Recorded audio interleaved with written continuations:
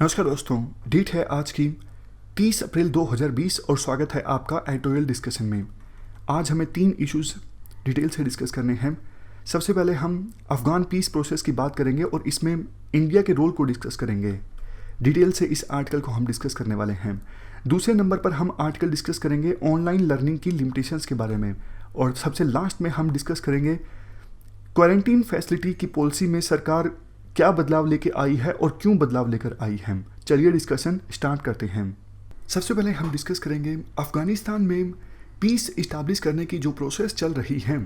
इस peace process में India का फ़िलहाल क्या रोल है, क्या स्टैंड है, और फिलहाल इंडिया का जो स्टैंड है इसमें क्या कमी है, और इंडिया का स्टैंड होना क्या चाहिए ताकि इंडिया के नेशनल इंटरेस्ट की पूर्ति हो सके। आप जीएस पेपर 2 के इस टॉपिक से आर्टिकल को रिलेट कर सकते हो। सुशासनी हैदर के द्वारा ये आर्टिकल लिखा गया है। इससे पहले कि हम इस इशू को डिटेल से डिस्कस करें, आप पहले ये जान लीजिए कि अफ़गानिस्तान इतना ज़्यादा इम्पोर्टेंट है क्यों, अफ़गानिस्तान की इम्पोर्टेंस क्या है। मैं पहले आप देख लीजिए अफ़गानिस्तान का। ये अफ़गानिस्तान है। अफ़गानिस्तान की वेस्ट में ईरान है, यहाँ पर तुर्कमेनिस्तान, ये उज़्बेकिस्तान, यहाँ पर तजाकिस्तान, ये पाकिस्तान, ये है इंडिया। अलेक्जेंडर द ग्रेट ने देखो एक बात कही थी, भगवान बचाए कोबरा के जहर से, टाइगर के तित से और अफ़गान के बदले से, यानी अफ़गान के रिवेंज से। अफ़गानिस्तान को देखो बड़े बड़े एम्पायर्स की, बड़े बड़े साम्राज्यों की कब्र भी कहा जाता है। अलेक्जेंडर के एम्पायर का खात्मा स्टार्ट हो गया था अफ़गानिस्तान से ही। इवन यूएसएसआर के डिसइंटीग्रेशन के लिए अफ़गानिस्तान में यूएसएसआर की इंटरवेंशन को one of the main reason माना जाता है। यूएसएसआर जब बहुत ज़्यादा स्ट्रॉन्ग था तो यूएसएसआर ने अफ़गानिस्तान में इंटरवेंशन किया था, और कुछ ही साल बाद यूएसएसआर जो है वो 15 टुकड़ों में बट गया। तो कहा जाता है यूएसएसआर ने अफ़गानिस्तान में इंटरवेंशन करके बहुत बड़ी गलती की, यानी अफ़गानिस्तान में अपनी आर्मी भेज के बहुत बड़ी गलती की।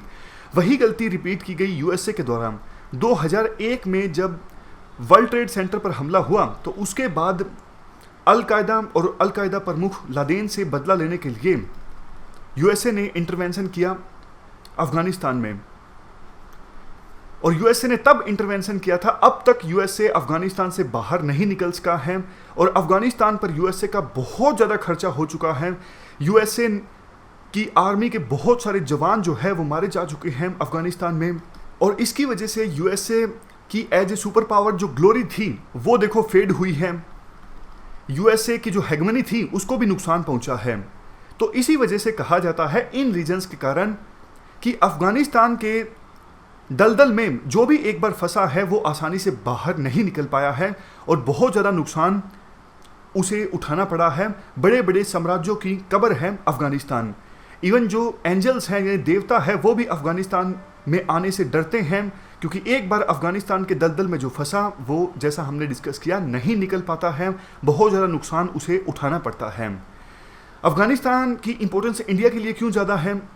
देखो, अफ़गानिस्तान की जियो स्ट्रेटेजिक इंपॉर्टेंस है इंडिया के लिए, जियो इकोनॉमिक इंपॉर्टेंस है, और जियो पॉलिटिकल इंपॉर्टेंस भी है। पाकिस्तान के खिलाफ अगर कन्वेंशनल वार इंडिया को लड़ना पड़ता है तो अफ़गानिस्तान की जो इंपॉर्टेंस है काफ़ी ज़्यादा बढ़ सकती है, क्योंकि इंडिया एक दूसरा फ्रंट भी ओपन कर सकता है पाकिस्तान के वेस्टर्न बॉर्डर पर। अभी देखो प्रॉक्सी वार चल रहा है इंडिया और पाकिस्तान के बीच कश्मीर में, और जिसका नुकसान इंडिया को उठाना पड़ रहा है।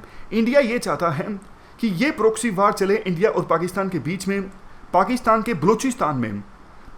बलूचिस्तान में भी आपको पता है आज़ादी की लड़ाई लड़ी जा रही है, और बहुत से सेक्शंस, बहुत से इंसर्जेंट ग्रुप्स बलूचिस्तान में ऐसे हैं जो पाकिस्तान से अलग होके अलग से देश बनाना चाहते हैं।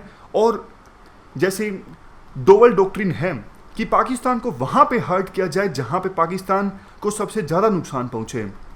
तो इनडायरेक्टली डोवल डॉक्ट्रिन यही है, अगर पाकिस्तान कश्मीर में टेररिज्म को हवा देता है तो इंडिया उसी प्रकार का रिप्लाई दे पाकिस्तान को बलूचिस्तान में। इंडिया के बाद अब बारी आती है पाकिस्तान की। पाकिस्तान का क्या ऑब्जेक्टिव है अफ़गानिस्तान में? पाकिस्तान का देखो सीधा सीधा ऑब्जेक्टिव ये है स्ट्रेटेजिक डेप्थ को गेन करना। पाकिस्तान ये चाहता है जो भी गवर्नमेंट बने अफ़गानिस्तान में वो पाकिस्तान की कठपुतली हो। पाकिस्तान उस गवर्नमेंट को अपने इशारों पर नचा सके। मेनली पाकिस्तान क्या देखो एक ही मकसद है, कैसे न कैसे करके इंडिया को बाहर किया जाए अफगानिस्तान से। मतलब इंडिया की ना तो कोई प्रेजेंस हो अफगानिस्तान में, ना ही इंडिया की चले, ना ही इंडिया डेवलपमेंट प्रोजेक्ट्स इस्टेब्लिश करे अफगानिस्तान में। मतलब पाकिस्तान का एक ही मकसद है, इंडिया को बाहर निकालना अफगानिस्तान की धरती से।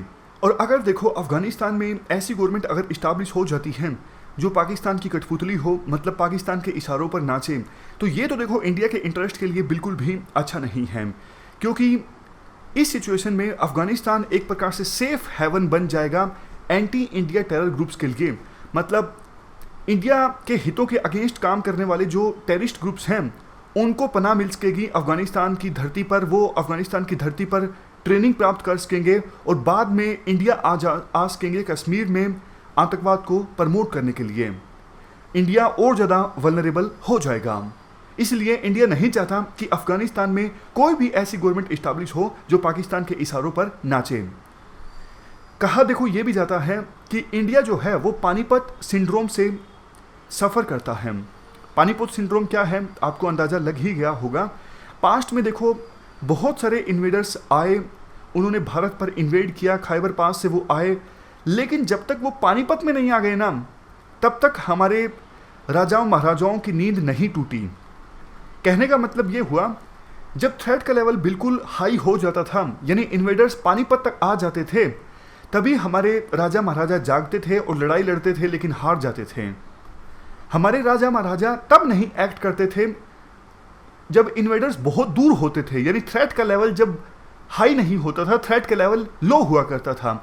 मान लीजिए इन्वेडर खैबर पास के पास हैं, तब अगर हमारे राजा महाराजा उस समय एक्शन लिया करते तो इन्वेडर्स पहुंच ही नहीं पाते पानीपत तक और दिल्ली को लूट ही नहीं पाते। लेकिन जो गलती हमारे राजा महाराजाओं ने उस समय की थी, आज भी हम वही गलती करते हैं, यानी इंडिया सफ़र करता है पानीपत सिंड्रोम से। मतलब अफगानिस्तान में अगर कठपुतली गवर्नमेंट इस्टेब्लिश हो गई तो आपको पता है इंडिया को क्या नुकसान उठाना पड़ेगा। लेकिन अभी भी इंडिया जो है प्रॉपर एक्शन नहीं लेता। इंडिया की रणनीति इस प्रकार की नहीं है कि अफगानिस्तान में पाकिस्तान की कठपुतली गवर्नमेंट को इस्टेब्लिश होने से रोका जाए। इसके बाद हम बात करते हैं अफगानिस्तान की जियो इकोनॉमिक इंपॉर्टेंस क्या है इंडिया के लिए। अफगानिस्तान देखो एक बहुत इंपॉर्टेंट ट्रांजिट रूट है। आप लोकेशन देख सकते हो, अफगानिस्तान की लोकेशन बहुत ही ज़्यादा इंपॉर्टेंट है। यहाँ पर देखो, जो हमने पाकिस्तान के संदर्भ में डिस्कस किया था वही देखो अफगानिस्तान के संदर्भ में भी लागू होता है। अफगानिस्तान के वेस्ट में वेस्ट एशिया है, ऊपर सेंट्रल एशिया है और ईस्ट में साउथ एशिया है। तो एशिया के 3 रीजन्स को कनेक्ट करता है अफगानिस्तान। तो इस प्रकार से हमने समझा अफगानिस्तान जो है वो देखो एक ट्रांजिट रूट है। अफगानिस्तान को राउंड अबाउट ऑफ एशिया भी कहा जाता है। इसके बाद अफगानिस्तान क्यों इंपॉर्टेंट है इंडिया के लिए? क्योंकि देखो अफगानिस्तान की सहायता से इंडिया सेंट्रल एशिया और रशिया को एक्सेस कर सकता है और अफगानिस्तान में मिनरल वेल्थ काफ़ी ज़्यादा है। अफगानिस्तान में रिसोर्सेज की कोई कमी नहीं है, इसी वजह से इंडिया का इंटरेस्ट है अफगानिस्तान में। और तापी गैस पाइपलाइन जो कि 4 देशों से होकर गुजरती है, तुर्कमेनिस्तान, अफगानिस्तान, उसके बाद पाकिस्तान और पहुंचती है सबसे लास्ट में इंडिया में। तो तापी गैस पाइपलाइन जो अभी तक देखो बनी नहीं है, लेकिन अगर ये गैस पाइपलाइन बन जाती है तो काफ़ी सस्ती गैस इंडिया को उपलब्ध हो सकेगी। और ये गैस पाइपलाइन तभी बन सकेगी जब अफगानिस्तान में स्टेबिलिटी इस्टेब्लिश होगी। उसके बाद देखो हमारे जो पड़ोस में ना वेस्ट में गोल्डन क्रेसेंट है। गोल्डन क्रेसेंट मतलब 3 देश, पाकिस्तान, ईरान और अफगानिस्तान। इन 3 देशों में ओपियम की खेती होती है, ओपियम का ट्रेड काफ़ी ज़्यादा होता है। पंजाब में ड्रग्स की समस्या काफ़ी ज़्यादा है। इसका एक रीज़न ये भी है कि हमारा पड़ोस में है गोल्डन क्रेसेंट और यहाँ से ओपियम की सप्लाई काफ़ी आसानी से हो जाती है पंजाब में स्मगलिंग की सहायता से। तो अगर हमें इंडिया में ड्रग्स की समस्या को रोकना है तो हमें यहाँ से ड्रग्स की स्मगलिंग को रोकना होगा, यानी ओपियम की स्मगलिंग को रोकना होगा। नेक्स्ट, जियोपॉलिटिकल इंपॉर्टेंस क्या है अफगानिस्तान की इंडिया के लिए? देखो अफगानिस्तान ना सिर्फ इंडिया की सॉफ्ट पावर के लिए काफ़ी इंपॉर्टेंट है बल्कि इंडिया की हार्ड पावर के लिए भी काफ़ी इंपॉर्टेंट है। अफगानिस्तान में इंडिया की बॉलीवुड मूवीज़ को काफ़ी पसंद किया जाता है, सास बहू के सीरियल चलते हैं, इंडियन क्रिकेट प्लेयर को काफ़ी पसंद किया जाता है। मतलब इंडियंस को पसंद करते हैं अफ़गानी लोग। हमारी सॉफ्ट पावर को प्रोजेक्ट करने के लिए काफ़ी इंपॉर्टेंट है अफगानिस्तान। इसके साथ साथ इंडिया अपनी हार्ड पावर को भी प्रोजेक्ट कर सकता है अफगानिस्तान की सहायता से, क्योंकि काफ़ी एक्सपर्ट्स ये मांग करते हैं कि जैसे यूएसए छोड़ के जा रहा है अफगानिस्तान को, इंडिया को अपनी सेना भेजनी चाहिए अफगानिस्तान में, ताकि अफगानिस्तान की गवर्नमेंट को सपोर्ट किया जा सके और तालिबान अपनी सत्ता पर कब्जा ना इस्टाब्लिश कर सके। फिलहाल बस आप इतना समझिए, इंडिया अपनी सॉफ्ट पावर और हार्ड पावर दोनों पावर को प्रोजेक्ट कर सकता है अफगानिस्तान की सहायता से। देखो, अफगानिस्तान और सेंट्रल एशिया ये हमेशा से ऐसे प्लेस रहे हैं जहाँ पे ग्रेट गेम्स खेले गए हैं रिसोर्सेज के कारण। इतिहास में आप पढ़ते हो कैसे यूके और रशिया के बीच संघर्ष देखने को मिलता है अफगानिस्तान में और सेंट्रल एशिया में, और कोल्ड वार के दौरान यूएसए और यूएसएसआर के बीच भी ग्रेट गेम खेला गया यहाँ पर अफगानिस्तान की धरती पर। और अब तो देखो, अफगानिस्तान के अंदर जो गेम चल रहा है उसमें काफ़ी सारे एक्टर्स इन्वॉल्व हैं। तो ये हमने कुछ इन्फॉर्मेशन डिस्कस की अफगानिस्तान की इंपॉर्टेंस के बारे में। अब आप थोड़ा सा बैकग्राउंड डिस्कस कर लीजिए, अफगानिस्तान में क्या कुछ चल रहा है, किस प्रकार के हालात हैं।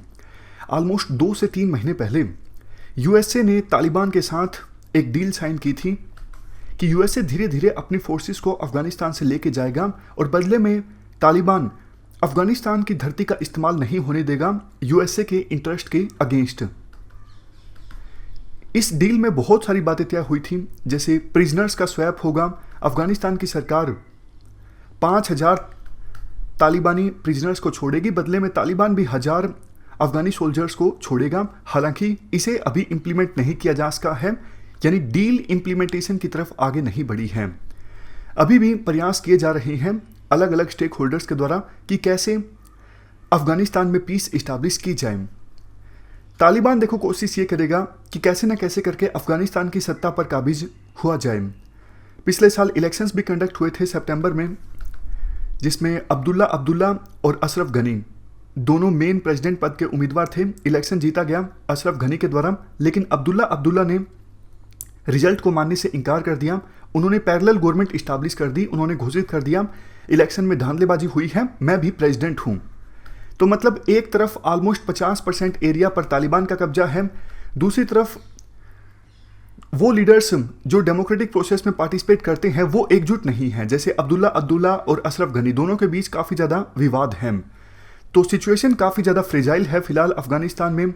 एक तरफ कोविड-19 की महामारी है, दूसरी तरफ तालिबान कोशिश कर रहा है, तालिबान ने अटैक्स में कमी नहीं लाई है, और तीसरी तरफ ISIS जिसको पाकिस्तान के द्वारा यहाँ पर सपोर्ट किया जा रहा है, उन्होंने भी कुछ दिनों पहले काबुल में गुरुद्वारे में अटैक किया जिसमें 27 लोगों की जान चली गई। तो ऐसे हालात हैं अभी अफगानिस्तान में। अब बात करते हैं आर्टिकल की। देखो, यूनाइटेड नेशंस सेक्रेटरीट में इस महीने की शुरुआत में मीटिंग हुई जिसे 6+2+1 ग्रुप की मीटिंग का नाम दिया गया। 6+2+1 कौन कौन है ये? 6 तो देखो वो देश जिनका बॉर्डर लगता है अफगानिस्तान के साथ, China, Iran, Pakistan, Tajikistan, Turkmenistan, Uzbekistan. इन 6 देशों का बॉर्डर लगता है अफगानिस्तान के साथ। 2 देश रशिया और यूएसए, ये बड़ी पावर्स हैं, और एक देश अफगानिस्तान खुद। तो 6+2+1 ग्रुप की मीटिंग ऑर्गेनाइज हुई यूनाइटेड नेशंस के सेक्रेटरीट में कि अफगानिस्तान में कैसे पीस इस्टाब्लिश की जाए। लेकिन हमें नहीं बुलाया, इंडिया को नहीं बुलाया गया इस ग्रुप की मीटिंग में। रीज़न ये दिया गया कि इंडिया का बॉर्डर नहीं लगता है अफगानिस्तान के साथ, इसलिए हम इंडिया को नहीं बुला रहे हैं। हालांकि देखो, बॉर्डर लगता है इंडिया का अफगानिस्तान के साथ, वो बात अलग है। अभी फ़िलहाल उस एरिया पर पाकिस्तान ने कब्जा करके रखा है। आर्टिकल में देखो ये कहा जाता है, ये पहली बार नहीं कि अफगानिस्तान पर किसी ग्रुप की इम्पोर्टेंट मीटिंग हुई हो और इंडिया को इनवाइट ना किया गया हो। इससे पहले भी 2001 में, याद कीजिए 2001 में क्या चल रहा था अफगानिस्तान में।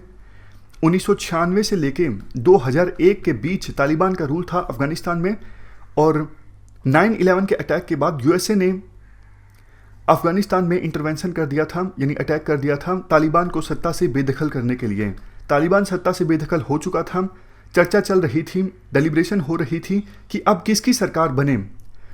तो उस मीटिंग में जब इंडिया के स्पेशल एनवॉय सतिंदर लंबाब ये पार्टिसिपेट करने के लिए गए जर्मनी के पीटर्सबर्ग होटल में, जो कि बोन के नज़दीक है। लेकिन जब हमारे स्पेशल एनवॉय वहाँ पर गए तो पता लगा होटल में हमारे लिए बुकिंग ही नहीं है, मतलब कोई रिजर्वेशन नहीं की गई है हमारे लिए। मतलब साफ था कि इंडिया को नहीं इनवाइट किया गया था वहाँ पर। इसके अलावा जनवरी 2010 में भी इंडिया को लंदन कॉन्फ्रेंस में इनवाइट तो किया गया था, अफगानिस्तान का फ्यूचर डिसाइड करने के लिए मीटिंग थी। लेकिन वहाँ पर जब एक क्रूशियल मीटिंग हुई कि तालिबान के साथ बात स्टार्ट करनी चाहिए या फिर नहीं करनी चाहिए, इंडिया को इस मीटिंग में शामिल नहीं किया गया था। लेकिन इंडिया ने अपने ढंग से अपने पत्ते खेले। इंडिया ने ये इंश्योर किया कि 2001 की मीटिंग में जब चर्चा हुई थी कि इंटरिम गवर्नमेंट का लीडर कौन होना चाहिए, इंडिया ने अपने इंटरेस्ट आगे करते हुए हामिद करजई को इंटरिम गवर्नमेंट का प्रेसिडेंट बनवाया। इसके अलावा 2010 में भी जब इंडिया को बाहर रखा गया था इस क्रूशियल मीटिंग से, इंडिया ने अफगानिस्तान के साथ अपने कोऑपरेशन को और ज़्यादा इंक्रीज कर दिया। 2011 में हमने ऐतिहासिक स्ट्रेटेजिक पार्टनरशिप एग्रीमेंट साइन किया था अफगानिस्तान के साथ। अफगानिस्तान का किसी भी देश के साथ अपनी तरह का ये पहला एग्रीमेंट था। तो कहने का मतलब ये था कि जब इंडिया को इन मीटिंग से अलग किया गया तो इंडिया ने अपने ढंग से अफगानिस्तान के साथ कोऑपरेशन को इंक्रीज किया और अपने ढंग से अपने नेशनल इंटरेस्ट की पूर्ति की। अभी भी यही जिम्मेदारी है हमारी फॉरेन मिनिस्ट्री की कि हमको इस 6+2+1 ग्रुप की मीटिंग से अलग किया गया है, हम इसका विरोध करें और अपने नेशनल इंटरेस्ट को आगे लेके जाएं और अफगानिस्तान में पीस इस्टाब्लिश करने की दिशा में अपना भी योगदान दें। मेनली देखो, हमारे फॉरेन पॉलिसी मेकर्स को ये दिखाना है कि इंडिया के बिना अफगान समस्या का समाधान नहीं है।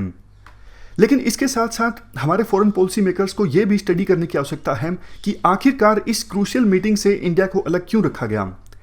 इसका देखो एक रीज़न तो सीधा सीधा है कि यूएसए अभी तालिबान के साथ बात कर रहा है और इंडिया हमेशा से विरोध करता आया है कि तालिबान के साथ किसी प्रकार की बातचीत नहीं होनी चाहिए। तो जब अफगानिस्तान के फ्यूचर को लेकर अभी बात हो रही है जिसमें तालिबान के इंटरेस्ट भी शामिल है, तालिबान से बातचीत भी शामिल है, तो फिर इंडिया उस टेबल पे ऑकवर्ड सिचुएशन में आ जाता है, क्योंकि इंडिया तो हमेशा से विरोध करता रहा है ना कि तालिबान के साथ तो बातचीत होनी ही नहीं चाहिए। इंडिया हमेशा से ये कहता आया है कि अफगानिस्तान में पीस इस्टाब्लिश करने की जो प्रोसेस है वो अफगान लेड होनी चाहिए, अफगान ऑन होनी चाहिए, अफगान कंट्रोल्ड होनी चाहिए।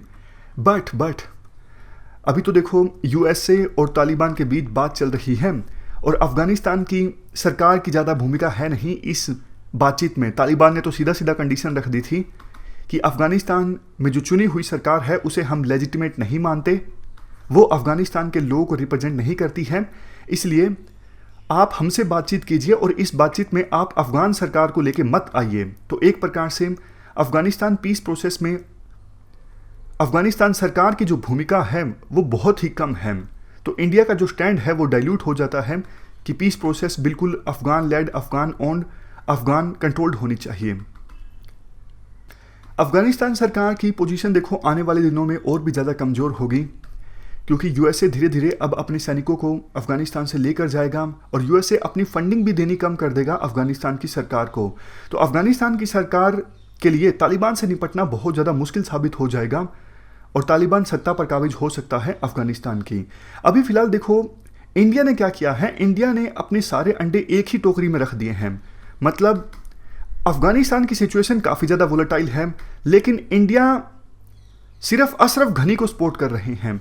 तालिबान के साथ हमारे रिलेशन ज़्यादा अच्छे नहीं हैं।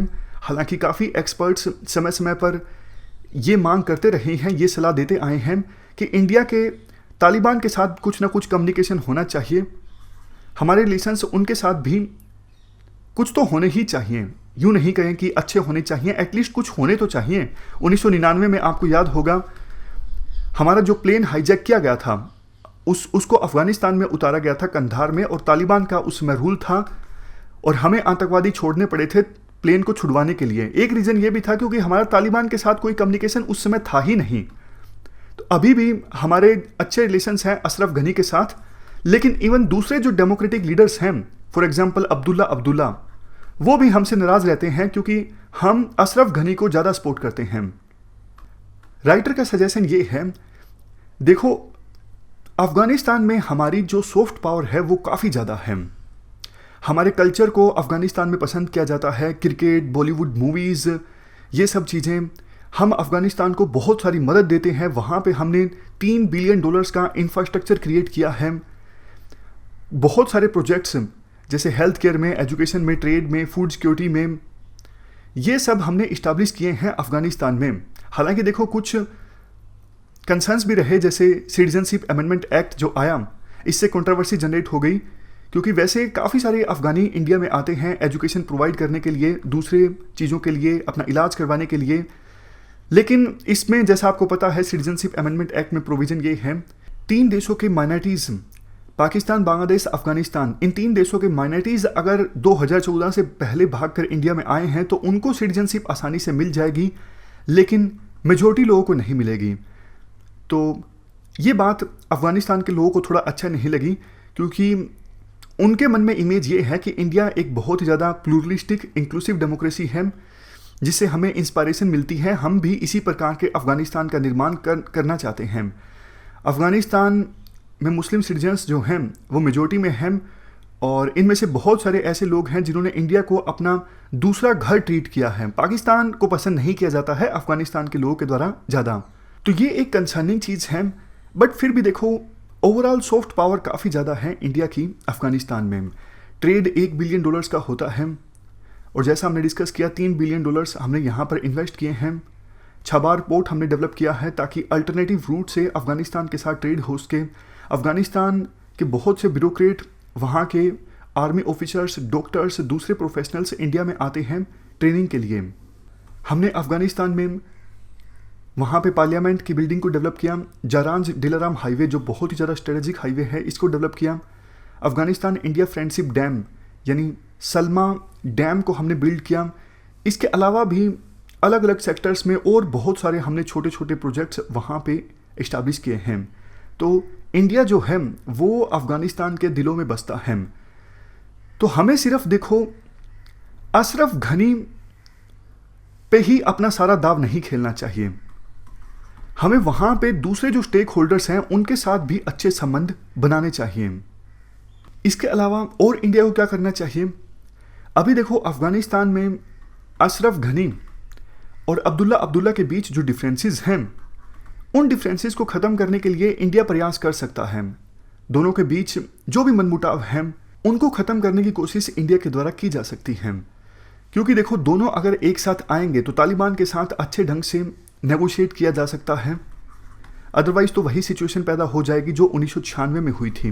1996 में विभिन्न डेमोक्रेटिक लीडर्स के बीच विवाद था, वो एकजुट नहीं हो सके थे और तालिबान सत्ता पर काबिज हो गया था। इसके अलावा देखो ईरान और यूएसए के बीच भी अफ़गानिस्तान के इशू पर एक अंडरस्टैंडिंग होना ज़रूरी है ताकि अफ़गानिस्तान में पीस को इस्टेब्लिश किया जा सके।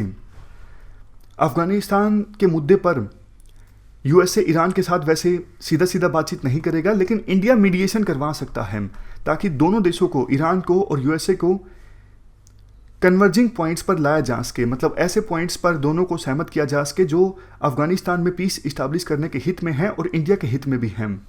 इसके अलावा इंडिया को देखो यूनाइटेड नेशंस के उस आह्वान का समर्थन करना चाहिए जिसमें यूनाइटेड नेशंस ने वर्ल्ड में वार लड़ रही विभिन्न पार्टीज़ को कहा था कि अभी फ़िलहाल कोविड-19 की महामारी है, इसलिए अभी आप लड़ाई मत कीजिए, सीज़ फायर साइन कर लीजिए। तो इंडिया को कोशिश करनी चाहिए यूनाइटेड नेशंस की इस बात का समर्थन किया जाए और इसे इम्प्लीमेंट भी करवाया जाए। लास्ट में एक सजेशन ये भी दिया जाता है, देखो अफ़गानिस्तान के इशू पर इंडिया को स्पेशल एनवॉय अपॉइंट करने की आवश्यकता है, क्योंकि बहुत ज़्यादा डिप्लोमेटिक एक्टिविटी की आवश्यकता होगी अफ़गानिस्तान में अपने नेशनल इंटरेस्ट को सिक्योर करने के लिए। ये एक वाटरसाइड मूवमेंट है। अफ़गानिस्तान का फ्यूचर आने वाले कुछ महीनों में, कुछ दिनों में तय होने वाला है, इसलिए हमें भी इस पूरी पीस प्रोसेस में एक्टिव होना चाहिए और स्पेशल एनवॉय को इंडिया को अपॉइंट करना चाहिए इस इशू पर। तो ये हमने अफ़गानिस्तान के इशू को बहुत ज़्यादा डिटेल से डिस्कस किया। चलते हैं आगे। नेक्स्ट आर्टिकल ऑनलाइन लर्निंग की लिमिटेशंस से संबंधित है। आप जीएस पेपर 2 के इस टॉपिक से आर्टिकल को रिलेट कर सकते हो। अभी देखो पूरे देश में लॉकडाउन है, कई सारी यूनिवर्सिटीज़ में पिछला जो सेमेस्टर था वो अभी ख़त्म भी नहीं हुआ था, यानी फाइनल एग्ज़ाम्स भी नहीं हुए थे कि लॉकडाउन लग गया। और कई सारी यूनिवर्सिटीज़ ऐसी हैं जहाँ पे अगला सेमेस्टर स्टार्ट अभी हो चुका होता, लेकिन लॉकडाउन की वजह से वो स्टार्ट नहीं हो पाया है।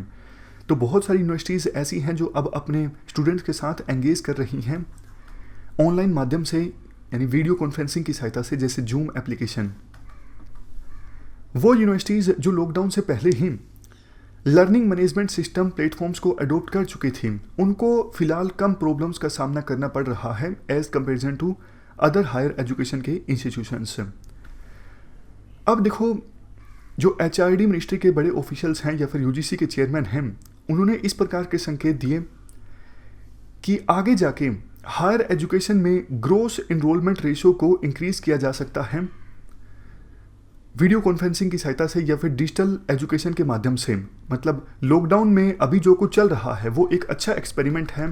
फ्यूचर में हम इसी प्रकार के कोर्सेज स्टार्ट कर सकते हैं ताकि कुछ स्टूडेंट्स जो रेगुलर कॉलेज नहीं अटेंड कर पाते हैं वो कम से कम डिजिटल माध्यम से क्लासेस अटेंड कर लें। इससे हायर एजुकेशन में जो ग्रोस इनरोलमेंट रेशियो है वो बढ़ जाएगा। राइटर के काफ़ी सारे कंसर्न्स हैं। राइटर कहते हैं, देखो क्लासेस की एक्सेस तो मिल जाएगी, ये सही बात है, बट शिक्षा प्राप्त करने का मतलब बहुत कुछ होता है। मतलब हायर एजुकेशन में आप शिक्षा प्राप्त कर रहे हो तो इसके बहुत ज़्यादा मायने होते हैं। सिर्फ नोट्स प्राप्त करना या फिर क्लासेस प्राप्त करना ये मतलब नहीं होता हायर एजुकेशन का। जब कोई स्टूडेंट हायर एजुकेशन प्राप्त करता है तो वो प्रैक्टिकल स्किल्स को एक्वायर करता है। घर बैठे प्रैक्टिकल स्किल्स को एक्वायर करना पॉसिबल नहीं होता। जब कोई स्टूडेंट हायर एजुकेशन प्राप्त करता है तो वो अवेलेबल नॉलेज को एनालाइज करता है, इवेल्युएट करता है, क्वेश्चंस ढूंढने की कोशिश करता है, सॉल्यूशंस ढूंढने की कोशिश करता है। और इसके लिए देखो सिर्फ टीचर और स्टूडेंट की इंटरेक्शन आवश्यक नहीं होती, इसके लिए पीयर टू पीयर इंटरेक्शन का होना भी बहुत ज़रूरी है। यानी स्टूडेंट्स आपस में इंटरेक्ट कर सकें, आपस में चीज़ों को डिस्कस कर सकें, ये चीज़ें बहुत ज़्यादा ज़रूरी हैं। लेकिन आइसोलेशन में रह के इन चीज़ों को इम्प्लीमेंट करना पॉसिबल नहीं है।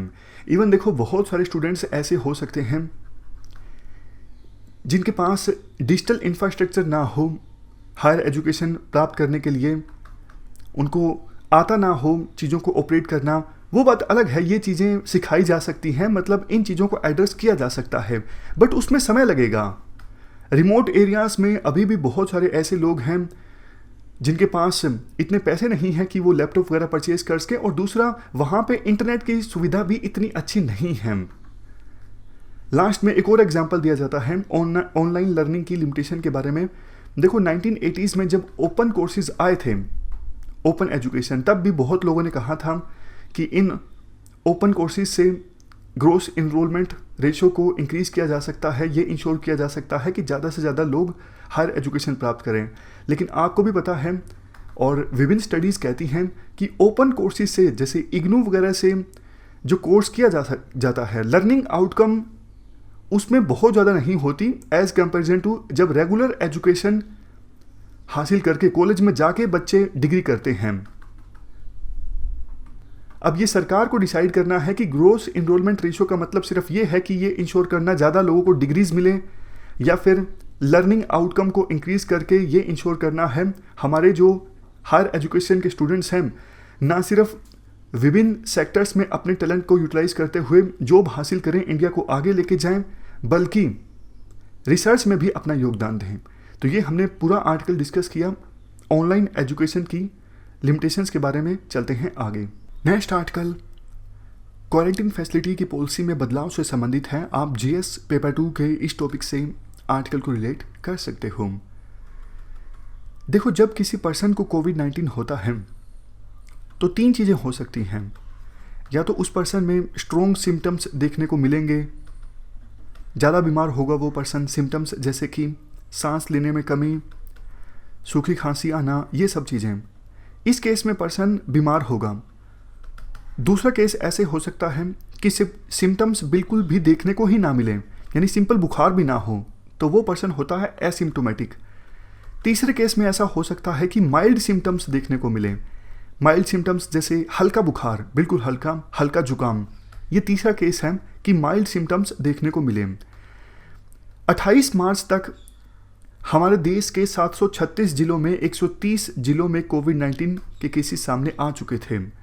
तो सरकार की पॉलिसी ये थी कि वो पर्सन्स जिनमें कोविड-19 पॉजिटिव पाया गया है, सिम्टम्स मिले हैं, उनको तो स्टेट की क्वारंटीन फैसिलिटीज़ में रखना, क्योंकि उनको ट्रीटमेंट की आवश्यकता होती है, वो पर्सन बीमार हैं।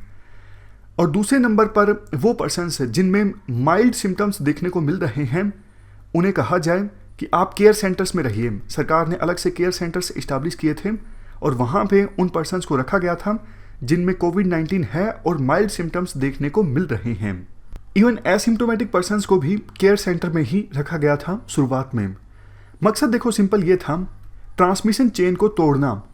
अगर एसिम्टोमेटिक पर्सन्स को या फिर माइल्ड सिम्टम्स वाले पर्सन्स को भी अगर घर में छोड़ा जाता है तो हो सकता है वो किसी के संपर्क में आ जाएं और उनको भी कोविड-19 हो जाए। तो सरकार काफ़ी ज़्यादा सचेत थी कि ऐसे पर्सन्स को घर पे ना छोड़ा जाए, सरकार के ही केयर सेंटर में रखा जाए।